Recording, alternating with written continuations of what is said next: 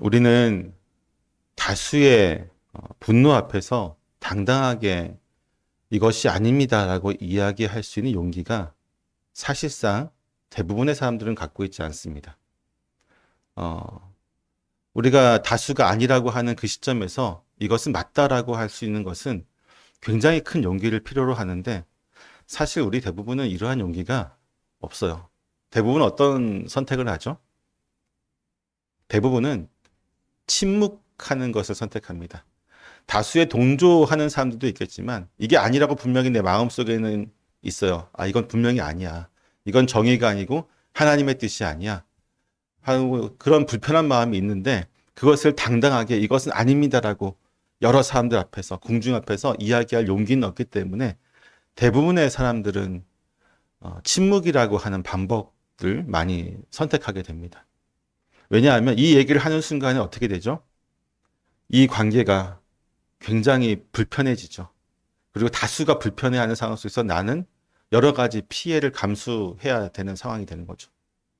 때문에 우리는 참 어쩔 수 없이 이것이 정의가 아님을 알고도 그리고 이것이 분명히 하나님의 뜻이 아닌 것을 알면도 불구하고 그렇게 이야기하지 못할 때가 많이 있습니다. 근데 오늘 본문에서 예레미야는 그렇지 않습니다. 하나님의 뜻이 무엇인지 분명히 알았고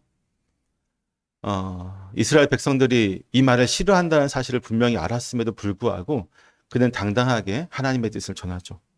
그랬더니 어떤 일이 발생하게 됩니까? 굉장히 큰 광기가 이 안에 자리 잡기 시작합니다. 오늘 본문의 배경이 되는 주전 BC라고 하죠. BC 586년경쯤인데 이때 예루살렘은요. 바로 이런 침묵과 광기가 아주 극에 달해 있던 시대였습니다. 바벨론의 느부갓네살 왕의 군대가 이미 예루살렘이라고 하는 성을 겹겹이 에워싸서 1년 반 넘게 포위를 하고 있었던 상황이에요. 밖으로 나갈 수도 없고 들어올 수도 없었습니다. 물자가 들어오고 나갈 수가 없고 때문에 성 안에는 이미 양식이 다 떨어져서 굶어 죽는 사람들이 속출하고 있었고 굶어 죽는 사람들이 속출하는데 처리를 못하니까 시체가 썩어가고 전염병이 창궐해서 사람들이 죽어가기 시작했습니다. 거리에 나뒹구는 시체들이 정말로 아비규환의 현장이었습니다. 사람들 눈에 보이는 모든 것들이 다 극심한 공포가 되었던 것이죠. 오직 어떻게든 살아남아야 되겠다고 하는 동물적인 본능만이 지금 예루살렘이라고 하는 도시를 가득 채우고 있었던 것입니다. 이 절망적인 상황에서 예레미야는 무슨 얘기를 했냐면 사람들에게 가슴을 후벼 파는 얘기를 한 거예요.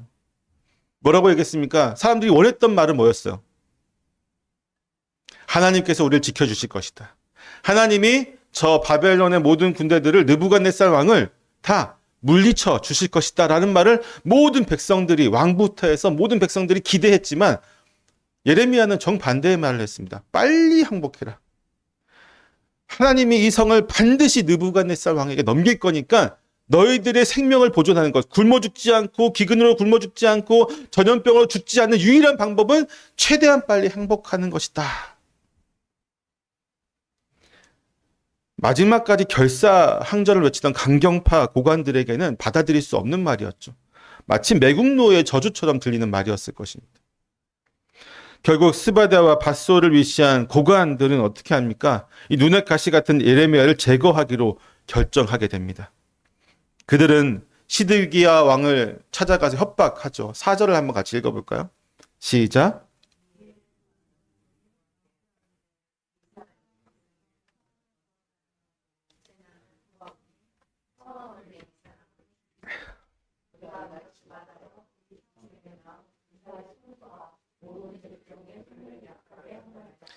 아멘. 여러분, 고관들의 행동이 어떤 것 같아요? 고관들의 행동이 성경을 보고 있는 우리 눈에는 잘못된 것처럼 보이잖아요. 정말 잘못됐다. 당시 여러분 우리가 이스라엘 백성이라고 생각해 봅시다. 고관들의 행동은 굉장히 민족적인 거죠. 우리 민족을 위해서 정말 큰 결단들을 하고 있는 거죠. 하지만 하나님의 뜻은 아니었죠.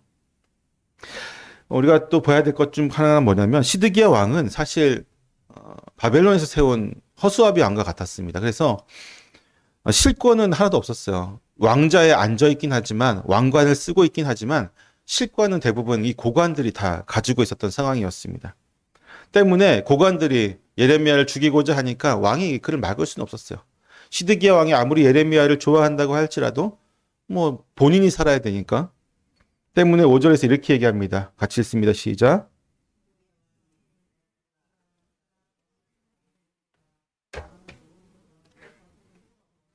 얼마나 지금 나약한 말을 하고 있는지 보이시죠? 왕은 너희를 어떻게 할 수 없다고요? 거스를 수 없다. 시드기야 왕이 자신들의 신하들한테 나는 너희들의 말을 거스를 생각이 전혀 없어. 니네 하고 싶은 대로 해. 라고 지금 말하고 있습니다. 선지자의 생사 열탈권을 그들에게 넘겨버리고 있습니다. 왕조차 지금 정의를 포기하고 방관해 버리는 순간이죠. 예루살렘의 공의는 권력자들의 발 아래 지금 철저하게 짓밟히고 있습니다. 그들이 이 예레미야를 처형하기 위해서 선택한 장소 역시 매우 잔인한 곳이었습니다. 감옥들 깊은 곳에 있는 말기야의 구덩이였는데 이곳은 본래 빗물을 받아서 저장하기 위해서 깊게 아주 깊게 판 땅의 어떤 물탱크 같은 역할을 했던 곳이었습니다. 하지만 지금 어때요? 기근이 들었잖아요. 물을 다 말라버려가지고 바닥에는 끈적끈적한 진흙만이 남아 있었습니다. 그들은 이 늙은 선지자를 밧줄에 묶어서 그 컴컴하고 진흙벌이 가득한 그곳에 가둬버렸습니다. 본문을 보면 이렇게 나오죠. 그가 진흙 속에 빠졌다라고 이야기하고 있어요. 예, 발을 디딜 수조차 없고 누울 수조차 없는 질퍽한 진창 속에서 예레미야는 하반신이 잠긴 채 서서히 지금 굶어 죽어가고 있었던 것입니다. 그곳은 단순히 육체를 가두는 감옥이 아니었습니다. 떡도 없고 물도 없고 그곳은 듣기 싫은 하나님의 음성을 땅속 깊이 파묻어 버린 곳이었어. 시대의 양심을 산채로 질식시키려는 침묵의 무덤이었습니다. 예레미야가 진흙 속으로 가라앉게 되었을 때 유다의 희망도 함께 가라앉고 있었던 것입니다. 모두가 저 늙은이는, 저 선지자는 죽어도 싸다라고 외면했고 아무도 그를 위해서 나서는 사람이 없는 침묵의 순간이었어요. 그 누구도 예레미야를 구원하려고 하지 않았습니다. 하지만 하나님은 오늘 본문에 나오지만 전혀 예상치 못한 한 사람을 준비시키십니다. 유대인도 아니고 높은 고관도 아니고 그저 왕궁 한 구석에서 있던 이름 없는 이방인, 그가 이 거대한 침묵을 깨고 일어서게 됩니다. 우리가 지금 12주째 돕는 사람에 대해서 설교를 하고 있는데 우리 이것을 끝나고 나서 요한계시록 하기로 했죠. 돕는 사람에서 항상 우리가 조연의 역할에서 우리가 주목받고 있는 것 중에 하나 뭐냐면 때로는 그 이름이 바나바와 같이 이름이 새겨진 사람들도 있지만 오늘 본문의 에벤멜렉처럼 에벤멜렉은 이름이 아니거든요. 이름이 없이도 하나님께서 사용하시는 돕는 자로 귀한 역사를 감당한 사람도 있습니다. 근데 사실 저와 여러분 대부분 이름이 알려지지 않는 하나님의 동력자가 되겠죠. 때문에 에벤멜렉이 더 우리에게 오늘 말씀이 더 다가올 거라고 생각되어집니다. 예레미야가 진흙 구덩이 속에서 서서히 죽어가고 있을 때 그의 이 죽어가고 있는 신음소리에 반응한 유일한 사람은 유다의 고관이나 제사장이 아니라 왕궁 내신 구스 사람 에벤멜렉이었습니다. 구스라고 하는 말은 이제 지역이죠. 요즘으로 하면 이제 에디오피아 지역 정도로 예상이 되어지는데 때문에 우리가 예상할 수 있는 그 사람의 피부색은 아마도 검은색이었을 것이다라고 예상이 되어집니다. 완전히 피부색이 다른 게 이방인이었고 신분적으로는 거세가 된 내시였습니다. 혈통을 중시하는 유대 사회에서 그는 철저하게 비주류였습니다. 신분적으로는 내세울 것이 없는 사람이었습니다. 특히나 이 남자 구실을 못한다고 하는 것은 유대 사회에서 철저하게 아웃사이더였어요. 유대 내부 들어올 수 없는 철저하게 유대 사회에서 바깥에 있는 존재였습니다. 근데 참으로 역설적이지 않습니까? 하나님의 언약 백성이라고 자부하던 우리는 하나님의 언약 백성이고 우리는 하나님의 선택한 선민, 우리 하나님의 선택받은 민족이라는 자부심으로 가득했던 유다의 백성들은 선지자를 죽이려고 지금 혈안이 되어 있는데, 정작 하나님과는 전혀 상관없었던 이방인 내시가 이 선지자를 살려야 한다는 거룩한 분노에 지금 휩싸여 있는 것입니다. 에베멜렉의 입장에서 사실 이건 내 나라 일도 아니었고 나 같은 내시가 나서봤자 무슨 소용이 있겠어라고 그냥 가만히, 제가 처음에 얘기했던 것처럼 침묵하는 것만으로도 그는 나름대로 정의를 행할 수 있었습니다. 하지만 그는 그렇게 하지 않았어요. 그는 자신의 안위가 보장되어 있었던 왕궁 내부를 박차고 일어나서 시드기야 왕이 재판을 주관하고 있는 베냐민 문 앞으로 달려갔습니다. 여러분, 한낱 내시가 할 수 있는 행동이 아니었어요.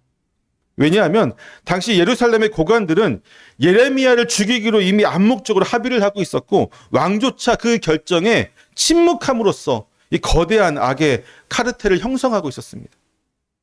이 숨막히는 공무 앞에서 그 누구도 이의 제기를, 설마 내시 에베멜렉 한 사람밖에 없었을까요? 예레미야를 옹호한 사람이 정말 있었을 것입니다. 심지어 왕조차 마음속으로 예레미야를 응원하고 있었어요. 근데 아무도 이 거대한 권력 앞에서 당당하게 예레미야를 죽이면 안 됩니다라고 이야기할 수 있는 사람이 단 한 명도 없었던 것이죠. 왜? 고관들에게 찍히면 어떻게 돼요? 자신도 예레미야처럼 죽게 될까 봐. 그 거대한 공포 앞에서 이 에베멜렉은 담대하게 걸어가는 것입니다. 그 결과가 자신의 목숨을 내어놓는 일이 될 가능성이 다분하다는 사실을 그가 분명히 알고 있었음에도 불구하고 그는 이 길을 걸어갔던 것입니다. 우리는 종종 이렇게 생각해요. 돕는 사람을 그저 옆에서 눈물을 닦아주고 공감해주고 부드러운 이미지로 그 사람을 안아주면서 도와주는, 어떤 일을 도와주는 역할로 생각합니다. 물론 맞습니다. 그것도 중요하죠. 하지만 성경이 말하는 또한 돕는 자의 다른 모습은요, 훨씬 더 거칠고 전투적이야 할 때가 있습니다. 누군가를 돕는다는 것은 그 사람을 헤아려 보는 그 사람을 헤아려고 하는 불의함의 힘과 충돌해야 할 때가 있기 때문이죠. 에베멜렉이 만약에 침묵했다면요, 그는 너무 안전하게 그냥 여생 편안하게 있었을 것입니다. 하지만 그 침묵이 곧 악에 동조하는 것이고 그들과 공범이 되는 것을 그는 알고 있었습니다. 그렇기에 그는 기꺼이 평화를 깨트리고 불의와 맞서는 이 거룩한 싸움꾼이 되었던 것입니다. 이 돕는 사람의 가장 강력한 무기는요, 딴스한 손길이 될 수도 있지만 때로는 불의한 힘 앞에서 물러서지 않고 진실을 외치는 이 용기가 필요할 때가 있습니다. 이 무모해 보이는 용기가 없었다면 예레미야는 정말로 그 차가운 진흙 속에서 영영이 잊혀져 갔을 것입니다. 또한 더욱 흥미로운 점 하나는 뭐냐면, 이게 에베멜렉이라고 하는 그를 호칭하는 단어예요. 이게 대부분 이제 그냥 한글 성경에서 에베멜렉으로 하니까 이게 이름이구나 하고 넘어가는데, 히브리어를 보면요, 이 단어는 고유명사가 아닙니다. 이 단어 에베멜렉의 뜻은 뭐냐면 왕의 종이라는 뜻이에요. 왕의 종. 그러니까 정확히 이것을 해석하면 뭐냐면 구스 사람, 에티오피아 출신의 내시인 왕의 종, 이렇게 쓰는 거예요. 에베멜렉 그렇습니다. 그러니까 그는 이름조차 제대로 불리지 않은 수많은 왕궁의 내시 중에 하나에 불과했던 것입니다. 세상은 그를 그저 왕의 시중을 드는 종 정도로만 취급을 했다고 하는 것이죠. 하지만 예레미야의 생명이 꺼져가는 그 절체절명의 순간에 세상에 주목하지 않았던 그 이름 없는 종은 자신이 진짜 만왕의 왕이신 하나님의 종임을 증명해 보이고 있는 것입니다. 세상의 직함이나 명예는 중요하지 않습니다. 비록 사람들은 그의 이름을, 지금도 우리는 이름 모르잖아요. 에베멜렉이라고 하는 것이 이름이 아니라니까요. 이름 몰라요, 우리는. 기억하지 못합니다. 그렇지만 하나님은 그의 중심을 보고 계시죠. 뒤에서 얘기하겠지만 하나님은 그가 행동을 결코 가볍게 여기지 않습니다. 돕는 사람의 자격은요, 높은 지위나 혈통에서 나오는 것이 아닙니다. 불의한 현실 앞에서 이것은 악하다라고 말할 수 있는 깨어있는 양심이 바로 하나님이 찾으시는 돕는 사람의 진짜 실력인 것이죠. 우리는 사실 대부분이 이 이름 없는 내시와 같죠. 역사책에 단 한 줄도 기록되지 않은 채 잊혀질지도 모릅니다.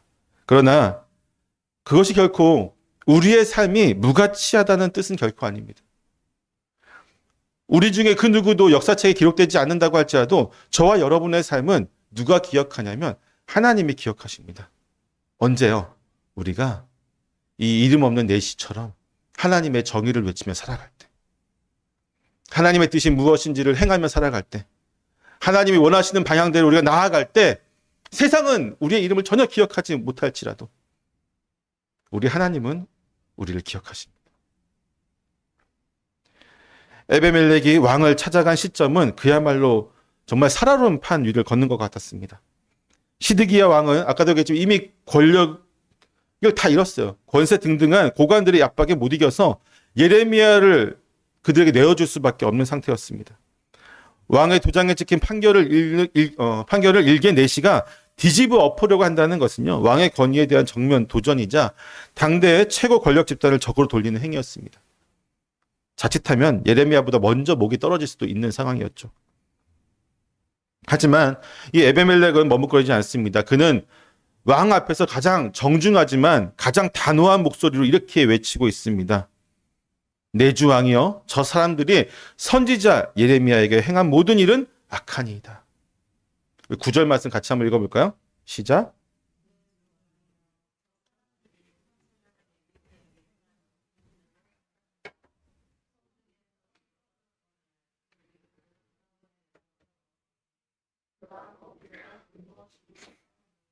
아멘. 자, 이 내시가, 이름 없는 내시가 지금 뭐라고 얘기하냐면 저 고관들이 한 것은 정치적으로 어떻겠습니다. 뭐 실수였습니다. 아니면 이것은 왕의 권위를 넘어서는 것입니다. 이런 식으로 얘기하지 않아요. 단호하게 얘기합니다. 뭐라고 얘기해요? 그것은 악하다. 악이라고 규정하고 얘기합니다. 당시 고관들의 입장에서 보면은 예레미야를 제거해야 할 확실한 정치적인 정당성이 분명히 있었습니다. 그렇죠? 예레미야는 정쟁 중에 항복해야 된다라고, 그것도 하나님의 선지자라고 하는 신분, 이스라엘 백성들이 가장 왕보다도 더 의지하고 있는 그 신분을 가진 사람이 상복해야 된다고 이야기한다는 것은요, 군사들의 사기를 떨어뜨리고 국론을 분열시키고, 오늘날 우리의 입장에서 보면 이건 뭐예요? 이적행위랑 마찬가지죠. 매국노와 마찬가지였습니다. 고관들은 이 사람이 백성들의 평안을 구하지 않고 재난을 구한다라고 하는 분명한 명분을 가지고 있었습니다. 이는 인간적인 눈으로 볼 때 지극히 타당하고 어쩌면 애국적인 판단이었을 것입니다. 그들은 자신들의 행위가 정말로 때로는 나라를 구하는 길이라고 믿었을지도 모릅니다. 하지만 이 에베멜렉은 그 그럴싸한 정치적 명분 뒤에 숨겨진 본질을 알고 있었어요. 모두가 나라를 위해서라고 이야기할 때 에베멜렉은 홀로 하나님의 입장에 서서 이 사건을 바라보고 있었던 것이죠. 하나님 편에서 봤을 때 예레미야의 입을 막는 것은 정치적인 결단이 아니라 하나님의 말씀을 정면으로 거부하는 적대적인, 대적하는 악한 행동이었던 것입니다. 그것이 아무리 인간적인 명분을 얻고 있어야 할지라도 하나님의 말씀을 거부하는 것은 악하다라고 하는 분명한 정의를 외치고 있었던 것입니다.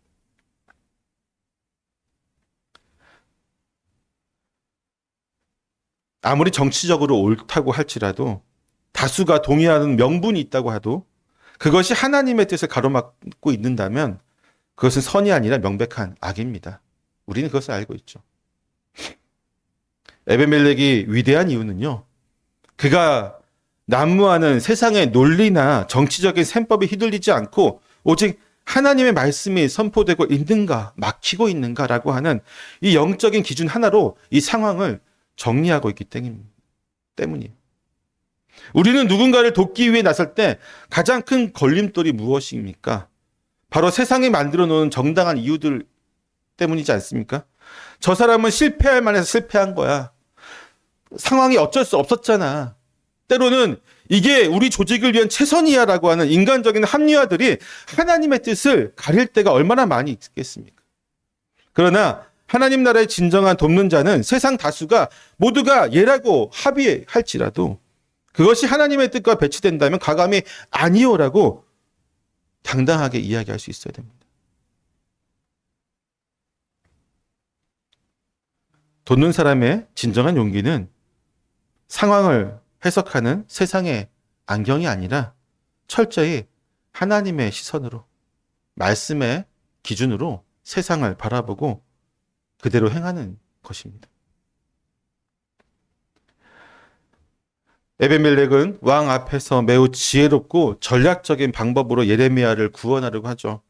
그는 감정에 호소하기보다는 왕에게 두 가지 명확한 사실을 제시하고 있습니다. 그 첫 번째가 좀 전에 했던 그들이 행하는 일 악하다라고 하는 영적인 판단이었죠. 그 두 번째는 무엇이냐면 그가 거기서 굶어 죽을 것이라고 하는 현실적인 결과였습니다. 아까도 얘기했지만 당시 예루살렘 성안은 이미 양식이 바닥이 났어요. 굶어 죽는 사람이 속출하고 있었고 전염병이 창궐하고 있었습니다.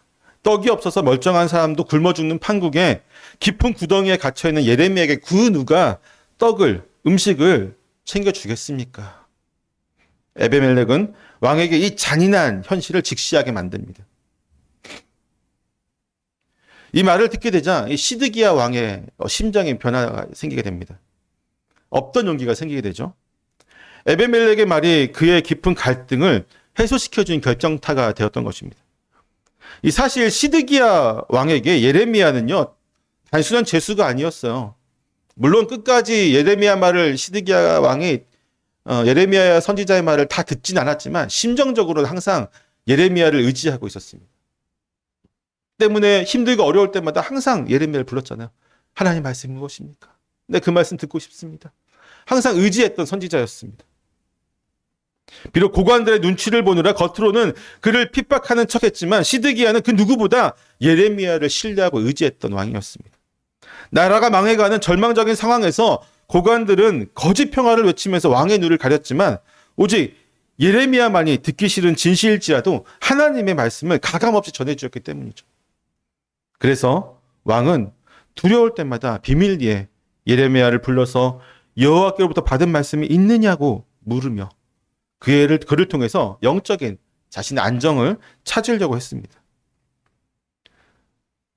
즉 시드기야에게 예레미야는요, 마지막 남아있는 하나님과의 통로였어요. 소통의 장소였습니다. 때문에 시드기야 왕이 앞서 고관들 압박에 예레미야를 내어준 것은요, 사실 그 이면을 들여다보면 그들이 설마 감히 하나님의 선지자를 죽이기야 하겠어라고 하는 심정적 마음이 있었던 것입니다. 어쩌면 아니란 마음일 수도 있죠. 설마 죽이진 않겠지라고 하는 막연한 기대가 그를 합리화하면서 타협했던 것입니다. 하지만 에베멜렉을 통해서 지금 어떻게 아닙니다. 그 선지자 지금 죽어가고 있습니다. 그리고 반드시 어떻게 된다고요? 굶어 죽을 거라고 이야기를 합니다. 그제서야 그는 정신이 번쩍 드는 거죠. 시드기야 왕은. 예레미야가 죽는다는 것은 곧 자신을 지탱해주고 있던 마지막 영적인 등불이 꺼진다는 것을 의미했기 때문입니다. 아마 그냥 일반 감옥에 가두고 있었으면 또 불안할 때 감옥에서 몰래 꺼내서 하나님이 혹시 뭐라고 했어? 라고 물어보면서 그런 관계를 계속 이어가려고 했을 것입니다. 하지만 깊은 구덩이에서 진흙탕에서 빠져서 굶어 죽어가고 있다는 소식을 듣자 완전히 나는 하나님과 끊어질 수도 있겠구나라는 불안함이, 그 두려움이 그를 움직이게 만든 것이죠. 시드기야처럼 마음으로는 무엇이 옳은지 알지만 현실의 두려움이나 관계의 압박 때문에 머뭇거리는 사람들이 있습니다. 우리 역시도 그럴 때가 많이 있습니다. 남편이나 자녀가 혹은 직장의 상사가 불의와 타협하려고 할 때 우리는 어떻게 합니까? 보통은 왜 그렇게 비겁하냐라고 하면서 비난하기보다는 알아서 하겠지라고 방관할 때가 훨씬 더 많이 있습니다. 하지만 에베멜렉은 그렇지 않죠. 그는 비난하지 않습니다. 비난하는 대신 왕이 스스로 차마 꺼내지 못했던 그 선한 마음을 행동으로 옮길 수 있도록 그 명분과 용기를 제공해주고 있어요. 이게 돕는 사람의 지배입니다. 누군가에게 우리 비난하는 것은 되게 쉬워요. 그렇죠? 그보다 더 쉬운 거는 침묵하고 알아서 하겠자고 침묵한데 이 첫 번째, 두 번째 쉬운 결과를 다 배제하고 그가 선하게 하나님 뜻대로 움직일 수 있도록 하는 정말 정당한 명분을 그에게 제시해주고 그가 용기를 낼 수 있는 그것을 자극하고 그가 정말 좋은 말로 그 사람이 하나님 뜻 안에서 하나님 안에서 움직일 수 있도록 하는 것, 그것이 돕는 사람의 진정한 지혜요, 능력입니다. 이러한 지혜를 우리가 하나님께 구해야 되겠죠. 쉬운 길을 가지 맙시다. 보통 우리가 제일 많이 하는 게 뭐예요? 내가 의롭다고 생각하시는 분들 제일 많이 하는 건 뭐죠? 비난하는 거예요. 남을 비난하는 거죠. 그거 잘못됐어. 그거 옳지 않아. 하나님 뜻이 아니야 하면서 너는 어떻게 믿음 생활을 그렇게 오래 했는데 여전히 그거밖에 안 되니 하면서 비난하는 거 우리 정말 잘합니다. 하지만 이거보다 우리 좀 더 어려운 길을 가자고요. 비난하지 않고 그 사람이 용기를 낼 수 있도록 하는 말. 정말 많이 고민해야 될 거예요. 어떻게 하면 그 사람이 상처받지 않고 그 사람이 낙담하지 않고 그 사람이 분노를 일으키지 않고 그 사람이 옳은 행동을 할 수 있을까?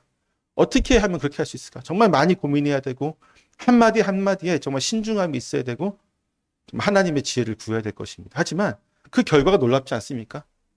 만약에 여러분 에베멜렉이 시드기야 왕에게 가서 왕이시 어떻게 왕으로서 하나님의 선지자를 저들에게 내어줄 수 있습니까? 라고 그의 양심에 비수를 팍팍 꽂았으면 시드기야 왕이 어떻게 했을까요? 나도 어쩔 수 없었어 라고 하면서 오히려 화를 냈을지도 모릅니다. 예레미야를 구하지 못했을 거예요. 하지만 이 지혜로운 에베멜렉은 그렇게 하지 않죠.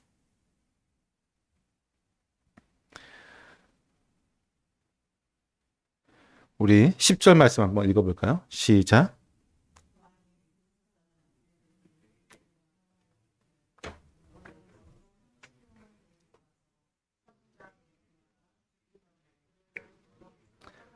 아멘. 자, 이 용기 있는 에벤멜렉의 직언에 시드기야 왕은 즉각적으로 반응하게 됩니다. 드디어. 그래서 예레미야 죽기 전에 그를 끌어올리라고 명령하죠. 그러면서 30명의 사람을 붙여주었습니다. 사람 하나 끌어내는데 몇 명이면 필요할까요? 두세 명이면 충분하겠죠. 그렇죠? 근데 30명이나 줬어요. 왜 그랬을까요? 네, 맞아요. 고관들의 방해를 무력으로라도 막아서 결국에는 무조건 에레미야를 살리겠다고 하는 강한 의지를 보여주고 있는 것입니다. 그러니까 이 30명은 사람은 일꾼이 아니라 사실 병사들인 거죠. 그런데 왕의 허락을 구한 이 에벤멜렉은 더 또 어떻게 보면 더 지혜로운 모습을 보이죠. 12절, 11절, 11절 한번 볼까요? 시작.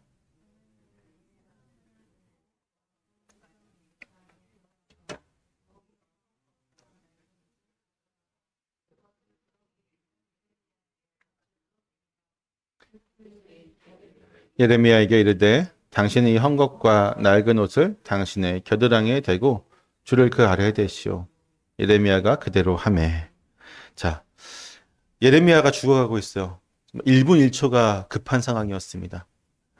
사실 제가 같은 입장이었으면 급하게 지금 30명 데리고 막 뛰어가가지고 밧줄 내려서 이 밧줄을 당신 몸에 묶으십시오. 우리가 끌어올리겠습니다. 막 끌어올렸을 것 같아요. 하지만 이 에벤멜리는 그렇게 하지 않습니다. 먼저 창고로 내려가죠. 창고로 가서 헌옷과 낡은 헝겊을 챙겨 나옵니다. 굉장히 세심한 배려가 보이는데 도대체 왜 그랬을까요? 이미 예레미야는 노구예요. 그리고 수많은 날을 구덩이에서 지금 지치고 지쳐서 물도 음식도 먹지 못한 상태에서 죽어가고 있었겠죠.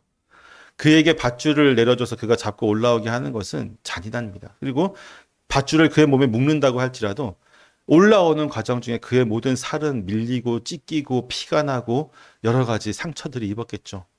그것까지 에벤멜렉은 예상하고 내다봤던 것입니다. 때문에 12절에서 이렇게 얘기하면 이 헝겊과 낡은 옷을 당신의 겨드랑이에 대고 줄을 그 아래에 대시오. 줄에 쓸려서 피부가 상하지 않도록 세심하게 배려하는 것입니다.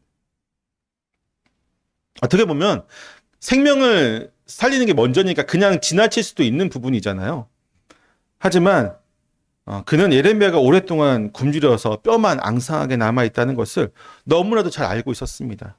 그리고 깊은 진흙에 박힌 몸을 거친 밧줄로만 끌어올리게 된다면요. 그의 살은 찢겨지고 뼈가 상하는 고통을 당할 것이라는 사실을 너무나도 잘 알고 있었어요.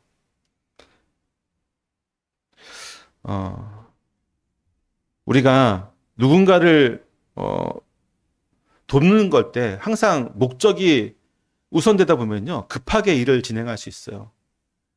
상대방을 살린다는 목적이 때문에 때로는 상대방에게 무례로 비칠 수 있는 행동들을 많이 하기도 합니다. 예전에 그런 것들이 있었어요. 특히나 이제 전도 대회 때 같은 데 보면은, 우리 가족들, 아니면 여러분 친구들, 지금 지옥에 가고 있습니다. 지금, 배가 침몰하고 있습니다. 여러분 가만히 지켜보실 겁니까? 급하지 않습니까? 당장 달려가서 그들을 구원해야 됩니다. 막, 이런 설교들 많이 들어보셨죠? 근데 이렇게 목적이 우선되다 보면 항상 급하게 되고요. 그러면 뭘 빼먹게 되냐면, 상대방에 대한 배려가 다 빼먹게 됩니다. 이런 말씀을 듣게 되면 막 우리의 심령이 뜨거워져요. 아, 당장 가서 내 친구들 구원해야 될 것 같아. 당장 전화해서 불러가지고 너 나와라. 이번 주에 우리 교회 안 나오면 내가 너 진짜 절규할 거야. 부터 해가지고 별 이상한 말들 다 하게 되죠. 그러다 보면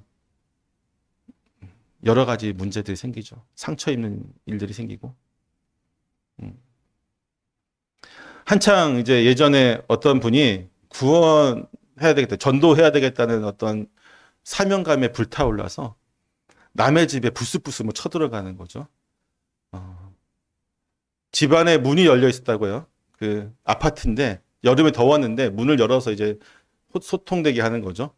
그래서 여인 두 분이 제 지인의 그 아파트에 방문했습니다. 그 바로 앞에 있는 교회의 집사님 두 분이라고 하시는데 예수님 믿으시라고. 근데 제 지인은 여러분 아시기 그 제 지인은 목사예요. 예수님 잘 믿고 있는데 문제는 이제 당시에 집안에서 혼자 있었으니까 쉬는 날이었고 그래서 런닝 바람이 팬티 바람이 있었어요. 근데 갑자기 여성 두 분이 집안으로 막 무례하게 들어오면서 예수 믿으라고 하니까 당황하게 되겠죠. 그래서 나가시라고 하는데 거기서 한 10분 넘게 뭐 실랑이를 하는 거죠. 만약 제 지인이 목사였으니까 망정이죠. 정말 하나님 안 믿는 사람한테 그렇게 가서 예수님 믿으라고 하면요. 저 같으면 안 믿을 것 같아요. 당신이 다니는 교회에 내가 죽어도 안 가겠다는 생각이 들 수밖에 없을 것 같아요. 여러분, 목적이 우선이 되면 안 됩니다. 목적은 우리를 움직이는 동력이 되지만 그 움직일 때 우리가 봐야 될 것은 사람을 봐야 돼요. 그것이 이 에베멜렉에게는 있었습니다. 에베멜렉의 이 용기가 또 그 배려가 결국 예레미야를 온전하게 살리게 되었습니다. 차가운 진흙 속에 파묻혔던 하나님의 선지자가 이제 다시 햇볕 아래 나오게 된 것입니다. 예레미야는 이후 성이 함락될 때까지 시위대 뜰에 머물면서 그 생명을 보존할 수가 있게 되었습니다. 그리고 우리는 여기서 중요한 사실을 깨닫게 됩니다. 에베멜렉은 그저 한 사람의 생명을 구한 것이 아니라 꺼져가던 이스라엘의 마지막 영적인 등불을 지켜냈던 것이죠. 세상은 그가 밧줄을 내릴 때 그저 한 노인을 구출하는 줄로만 알았지만 하늘의 하나님은 당신의 말씀이 다시 선포될 수 있도록 길을 낸 에비멜렉의 손을 주목하고 계셨습니다. 이후에 시간이 흘러서 예루살렘은 결국 바벨론의 군대에 함락되게 됩니다. 그날은 성벽이 무너지고 궁궐은 불타고 왕은 도망치다 잡혀서 두 눈이 뽑히게 되는 끔찍한 또한 참혹한 심판의 날이 되었습니다. 온 성안이 비명과 절망으로 가득 찬 그 아비규환의 현장 속에서 하나님은 놀랍게도 성 한 기퉁이에 있었던 이 작은 이방인 내시를 기억하고 계십니다. 그에게 어떤 약속을 주시냐면요. 39장 말씀인데요. 예레미야 39장 15절에서 18절 말씀 한번 보겠습니다. 같이 읽어보겠습니다. 시작.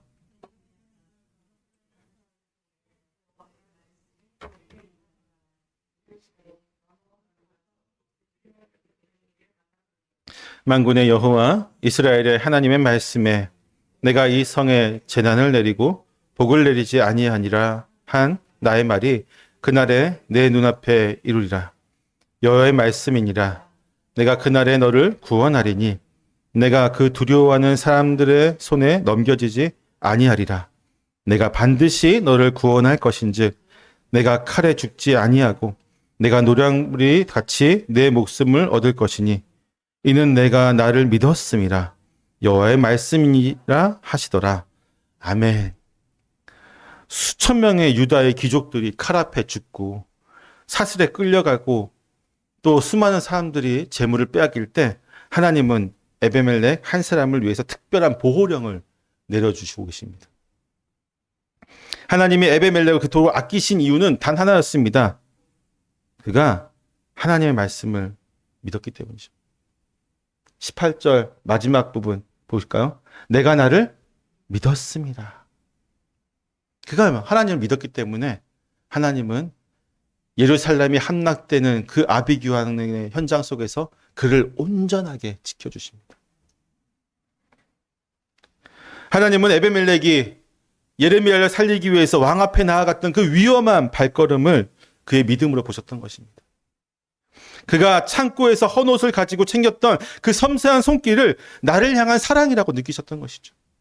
세상은 그를 이방인 구스 사람, 이름 없는 넷이라고 부르면서 멸시했겠지만 하나님은 그를 내 선지자를 구하기 위해서 목숨까지 건 나의 친구라고 인정하셨던 것입니다.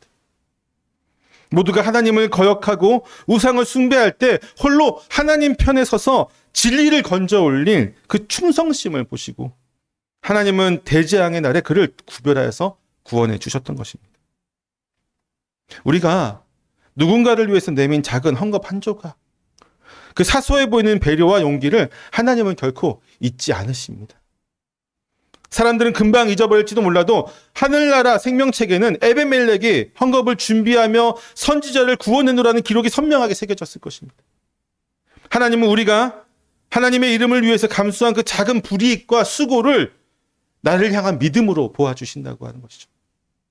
우리의 인생의 위기를 만나게 되었을 때 가장 안전한 방법으로 우리를 지켜주실 명분이 되어집니다. 오늘 우리는 약 2600년 전 예루살렘의 그 어두웠던 구덩이 속에서 피어난 이방인 넷시의 위대한 용기를 보았습니다. 예레미야가 갇혔던 그 진흙 구덩이는 오늘날 우리에게도 여전히 존재합니다. 억울한 오해 속에서 고립된 이웃들, 실패의 늪에서 허우적거리는 우리의 동료들, 그리고 세상의 무관심 속에서 영혼이 메말라가는 수많은 이들이 우리 곁에 있는 구덩이에서 신음하고 있습니다. 지금도 말이죠. 하나님은 그러한 우리에게 이렇게 물으십니다. 모두가 외면하고 침묵할 때 너는 그 신음소리에 반응하겠느냐? 너는 세상의 정당성이라는 이름 뒤에 숨지 않고 나의 편에 서서 그들에게 밧줄을 내려줄 수 있겠느냐? 라고 물으십니다. 에베멜렉의 위대함은 단순히 밧줄을 던진 것에 있지 않습니다. 밧줄에 살이 쓸릴까봐 낡은 옷과 헝겊을 챙겨서 그를 배려했던 그 섬세함이 있습니다. 누군가를 돕는다는 것은요, 단순히 문제를 해결해주는 행위가 아닙니다.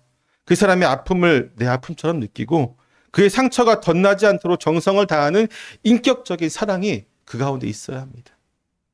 우리가 건네는 따뜻한 말 한마디, 누군가의 이야기를 끝까지 들어주는 그 인내, 비난받는 자 곁에 서서 묵묵히 그를 지켜주는 작은 행동들, 바로 그런 것들이 오늘날 우리가 준비해야 할 작은 낡은 헝겊이 될 수 있겠죠. 거친 세상 속에서 상처 입은 영혼들에게 이 부드러운 사랑의 헝겊을 덧대어 줄 때 비로소 우리를 통해서 구원의 역사들이 이루어질 것입니다. 겨우 나 혼자 믿음 생활하다가 하늘나라 가는 것이 아니라 우리를 통해서 복음이 흘러가게 되는 것이죠.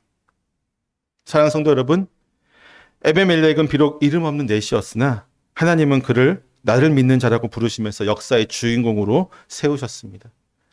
세상의 화려한 직함이나 명예를 얻으려 애쓰지 마십시오. 대신 진흙 속에 빠진 진실을 건져 올리고 소외된 자의 눈물을 닦아주는 하나님의 종이 되기를 힘쓰기를 원합니다. 여러분이 오늘 누군가를 위해 내딛는 그 위험한 걸음, 누군가의 겨드랑이에 되어주는 그 작은 헝겊 한 조각을 하나님은 영원토록 기억하실 것입니다. 멸망해가는 예루살렘에서 홀로 구원받았던 에벤멜렉처럼 우리도 이 어두운 시대 속에서 생명을 살리는 자로 살아가는 하나님의 특별한 은총을 입은 모든 성도가 되기를 주님의 이름으로 축원합니다. 기도하겠습니다.